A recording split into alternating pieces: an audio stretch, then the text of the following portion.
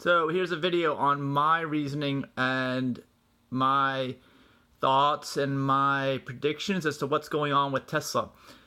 With the $35,000 Model 3, that's what this video is about, $35,000. So Tesla, basically, and let's see what it is right now. Right now it's March of 2018.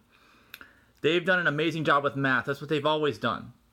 With the Model S, with the Model X, and with the Model 3. I just did a video about the $7,500 tax credit that's going to be gone for short-range Model 3s, and go ahead and watch that if you want to know about that. But when are the $35,000 Model 3s going to be available? Well, the short answer is after the tax credit expires, after Tesla delivers 200,000 vehicles, because they don't want to cannibalize sales of their vehicles.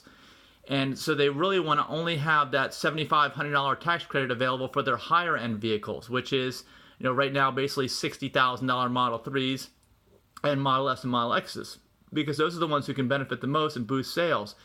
They're not going to boost sales of the low end range very much, right? I mean, it's already only $35,000. Do you really think a tax credit is going to help boost those sales? No, it's just going to cannibalize the other ones. Tesla is really good at math. This is what's going on. Plus, not to mention, they got to get the cost of these batteries down. So they got to ramp up production of the batteries. They have to let more economies of scale take place, more efficiencies of delivering raw materials for these batteries, et cetera, go into place so that these battery packs, the short-term battery packs for the $35,000 Model 3 actually become affordable and actually something they can make money off of, because right now they can't. So yes, it's a combination of them getting this new Gigafactory online, but it's also a combination of them pushing it out on purpose, in my mind, because they want to get beyond the $7,500 tax credit, which is 200,000 vehicles, and they want to push the cost of those materials down as low as possible. So they need to have these economies of scale in place. It's not just a ramping up of production. It's not just it's taking a while to get this thing going. It's like they are on the cutting edge, the bleeding edge of all this, and always have been, and are just barely getting by, which is why some people have considered Tesla so risky, not even able to make it, even though they have. It's because they're right on the edge of this thing, and they're using math to their full advantage, and they've got to extend it out as fast and as long as possible. So basically, I'd say you're not going to see a Model 3 at $35,000 until that tax credit has expired, which is probably not going to be any deliveries for probably till 2019 at this point in time.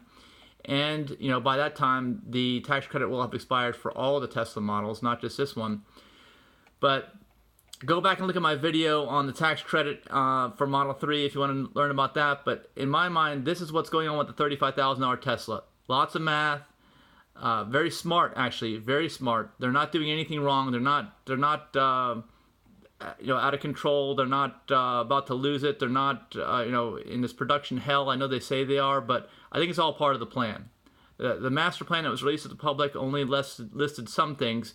I think a lot of the details here that make it worth mathematically are what's going on right now. So everybody just got to wait to take delivery for this lower end model of the Tesla Model 3 until, in my mind, early 2019. Beginning of 2019, people should start to get that car.